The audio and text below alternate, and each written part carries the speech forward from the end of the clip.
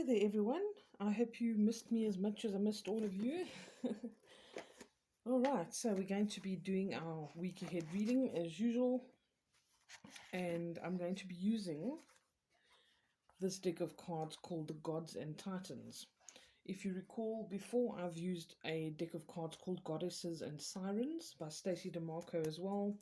Beautiful, beautiful deck of cards. So this is like the sister deck, or rather the brother deck of that one. And we're going to be using this for the guidance that we need for the week ahead now. All right, so I think everybody knows and has noticed that the energy is a little bit crazy at the moment. We were warned of this. Mercury's in retrograde and there's all kinds of things happening. A lot of change, a lot of reshuffling of things in our lives. Some very much positive and giving us things to look forward to. Others maybe not seeming so positive, but potentially with positive change in sight. So let's see what's coming up. We're going to be asking what's most important for us to know going into this week. So what is most important for us to know in terms of what energy are we surrounded with, what lessons are there to be learned, what action should we be taking, all of these kinds of things. Okay, let's see what comes up. What do we need to know most importantly this week, please?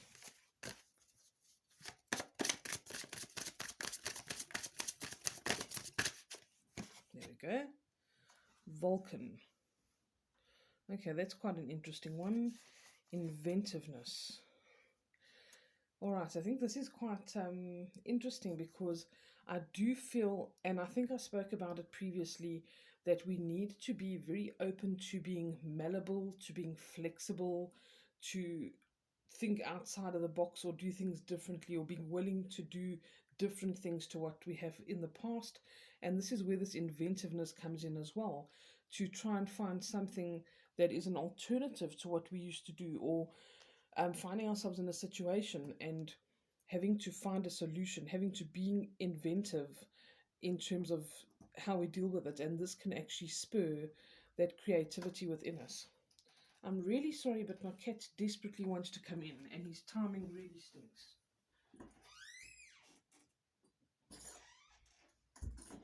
Okay. I'm so sorry. All right. So this is talking about inventiveness in terms of maybe you are literally inventing something, coming up with a different strategy for work, or literally creating or inventing something. But this is about really being completely and ultimately dedicated to that as well. Okay, I'm just looking up Vulcan here because I'm not overly familiar, and these cards are relatively, if though they're not new in terms of when I received them, they're new to me in terms of I don't use them as often as some of the others. So it says here, think outside of the box and go for the most creative solution. Hold your emotions in check and think rationally. All right, I'm going to read about him a little bit. It says there was once a god that the ancient Romans valued above all others for his inventiveness and ingenuity, Vulcan. In his Greek embodiment, he is both respected and courted by the other gods for his skills, yet scorned as well, for he is not perfect physically, as are the other gods. In fact, okay, then it tells you a whole bunch of goes into the Greek mythology. There's nothing that Vulcan cannot make. His creativity and inventiveness abound. His craft items that are not only beautiful but supremely practical. He made the winged boots of Mercury, the armor of Achilles, Sol's sun chariot, the unbreakable chains that held poor Prometheus to the rock, and incredibly, the first woman, Pandora, is also his divine handiwork. It is said that the Greeks have inherited our earth now. These are the people who use their minds and inventiveness rather than their force and brawn. Vulcan would appreciate this very much. He was a misfit and was literally cast out of Olympus, but he accepted who he was and found his place in the world. Should he step forth in your life today, use your rationality rather than your emotions to make decisions.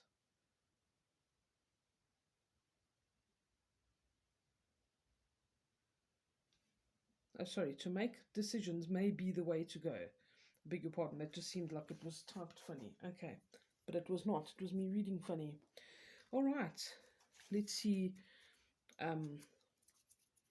what else we need to know this week. What else do we need to know or be aware of or get guidance on? There we go. A cut. Dedication. Do you see how this theme of dedication and pursuing things and being perseverant, inventive, adaptable, dedicated? I mean, he really is. He looks so focused here in this particular picture. Let me get the glare off. Completely focused on whatever it is that he's doing, and obviously that makes him really good at being a creator and being inventive. Okay, I don't know about a cut either, so let's learn about him together.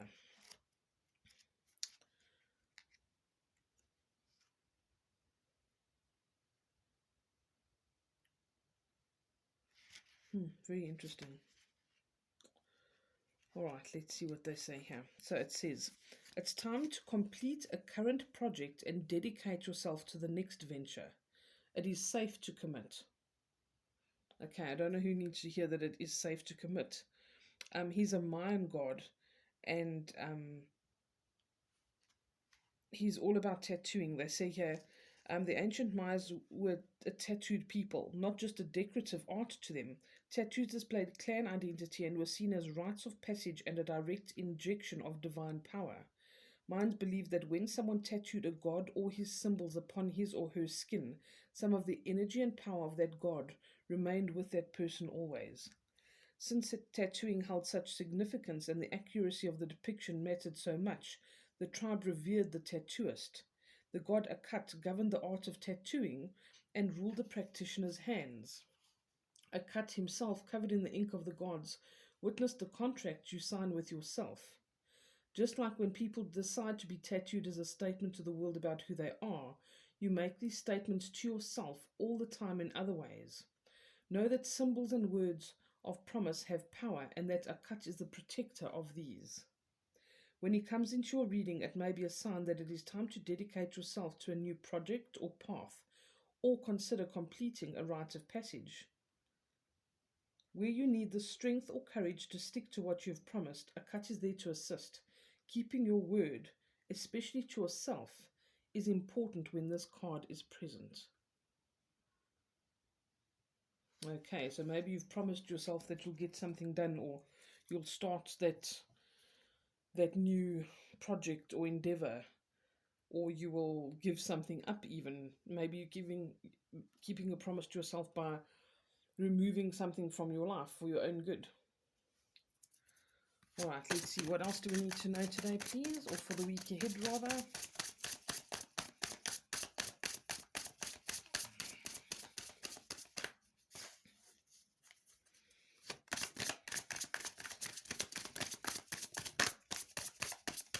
Here it comes. Here we go. Prometheus. Oh, gee whiz, it's really about creating. I feel like it's actually very much in the physical as well. Like if you have a project you want to work on, something you want to paint or draw or create or build, or like an invention that you have. I've actually had some ideas this week, funny enough. Let me not put them out in the ether too long or someone else will steal them. That's how it works. There's like little ideas that get planted and filtered down, and you got to be the first one to grab them. So let's see. All right, Prometheus. Altruism.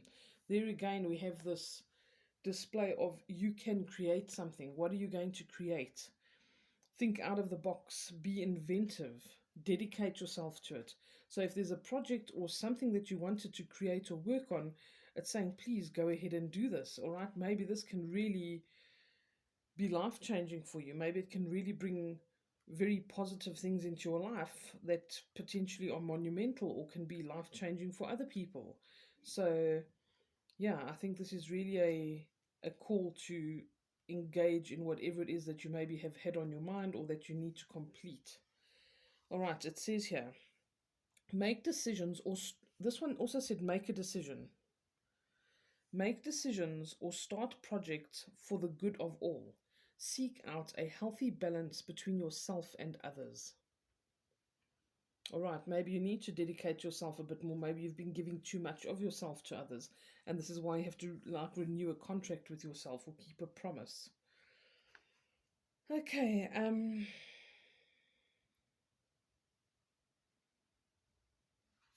okay, so Prometheus created man. Okay, he created the form, the physical form here, and it says, today we know how important altruism is, and that is also regard and consideration for others, especially in a world that has grown as unequal as ours has. In a time of climate change and an ever increasing gap between rich and poor, acting for the greater good and not just for our individual selves is not only ethical but necessary for survival. In our modern times, we still honor Prometheus's gift of fire during the torch relay of the Olympic Games. We watch as the flame is lit and passed through many hands and many countries, uniting all in respect and equality. Okay.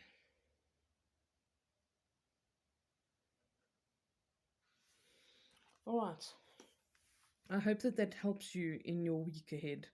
There's definitely a lot to think about here, and just these actions, just being in this mindset and taking these actions can bring change. And I think that is really the time that we're living in right now. What can we do? What action can we take for ourselves and for others, on our own part and that of others, to really bring change into this world, bring change into our lives, not let things be the same old way they always have been. Be inventive, look out for others, not just yourself. Be dedicated to honoring yourself. And in doing so, we often honor others anyway. Okay, because if we improve ourselves and we're always trying to be better, then that creates a better person, which, has a overflowing effect onto others and wants them to either be better people or they respond better because we are giving off a better energy. So, like I say, I hope that this helps you for the week ahead, and I wish you a wonderful one, and we'll chat again soon. Lots of love.